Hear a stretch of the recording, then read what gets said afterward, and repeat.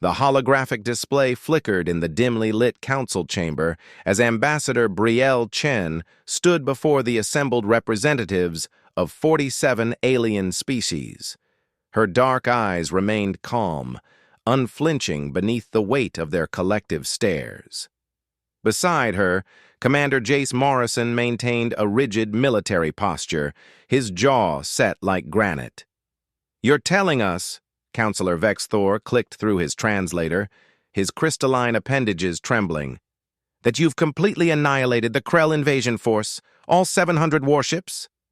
"Annihilated isn't quite accurate," Brielle replied, her voice steady. "They no longer exist as a military threat. That much is true." The chamber erupted into a cacophony of alien voices, chirps, whistles, and synthesized translations overlapping in chaos. The Krell had been terrorizing the outer colonies for 2 standard years. Their brutality was legendary, their military might unquestioned. Every species that had faced them either surrendered or retreated, except humanity. High Chancellor Moradin raised 3 of her 6 arms, calling for silence. The elderly Thesian's skin shifted from orange to a contemplative blue. "Ambassador Chen, the Council granted humanity defensive rights in Sector 7. We did not authorize, what did you call it, Commander Morrison?" Jace stepped forward, his boots echoing in the sudden quiet. "Total strategic elimination, Chancellor. The Krell attacked our colony on Prometheus III. They killed 17,000 civilians, men, women, children. They broadcast their intentions to do the same to every human settlement they encountered.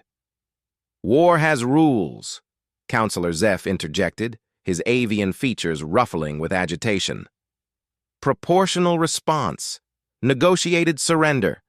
The Krell could have been contained, pushed back." "They didn't want to be pushed back," Brielle interrupted, her diplomatic mask slipping for just a moment. "They wanted to erase us.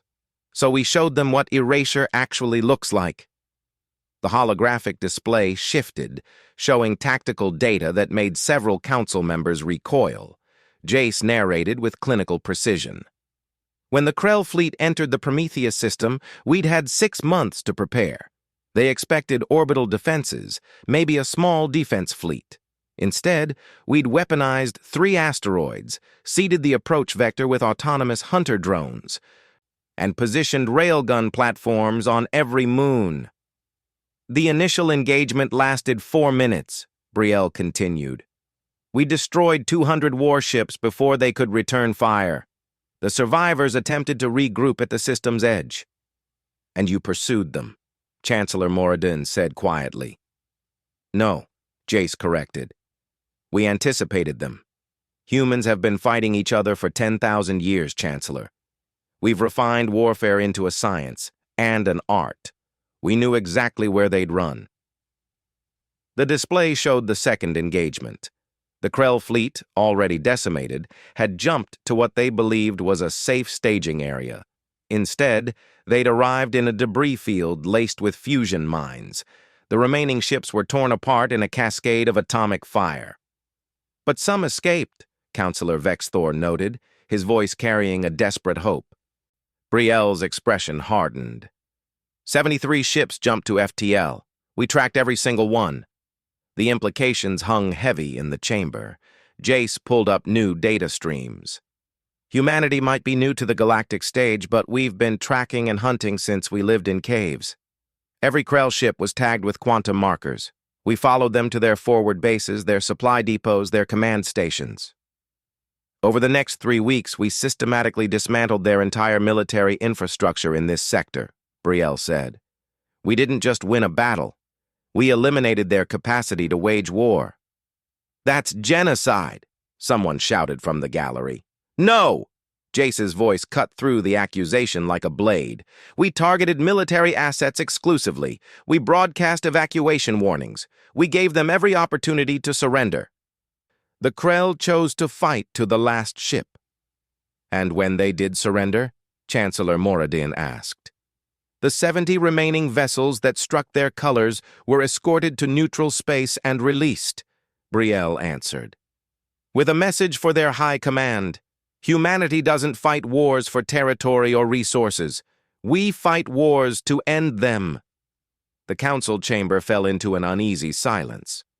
These species had known warfare, border skirmishes, trade disputes, the occasional territorial conflict, but they followed protocols, ancient rules of engagement that limited casualties and preserved political structures.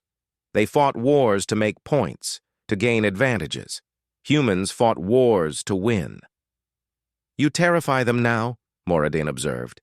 Every species in this chamber, not because of your weapons or your tactics, but because you approach warfare with the same systematic thoroughness you apply to everything else. Brielle met the Chancellor's gaze. The Krell made a choice to attack civilians. They gambled that we would respond like every other species, with measured force, with political constraints, with fear of escalation. They were wrong. Jace added, Humanity learned a long time ago that the best way to prevent war is to make the cost of aggression absolutely clear. We don't occupy, we don't subjugate, we don't fight endless conflicts. We demonstrate that attacking humanity means ceasing to exist as a military power. And if the Council finds this unacceptable, Vexthor challenged. Brielle's smile didn't reach her eyes. Then the Council is welcome to try diplomacy the next time someone attacks your colonies. Humanity will defend our own. However necessary, however final. The vote took 3 hours. In the end, the Council passed Resolution 2847. Human defensive actions were deemed justified, but humanity would be subject to enhanced monitoring and restrictions on preemptive operations. As Brielle and Jace walked through the crystalline corridors toward their shuttle, the commander finally spoke. They're afraid of us now. Good, Brielle replied. Fear breeds respect, and respect breeds peace. You really believe that? She paused at the airlock, looking back at the massive station where 47 species tried to govern a chaotic galaxy through committee and compromise. I believe that humanity's gift to the universe isn't our technology or our culture. It's our understanding that some evils can't be negotiated with. They can only be eliminated. The shuttle door closed behind them, and they departed the council station. Behind them, in the diplomatic chambers and alien corridors, a new understanding spread through the galaxy like ripples through still water. Humanity had arrived on the galactic stage not as conquerors or victims, but as something far more terrifying.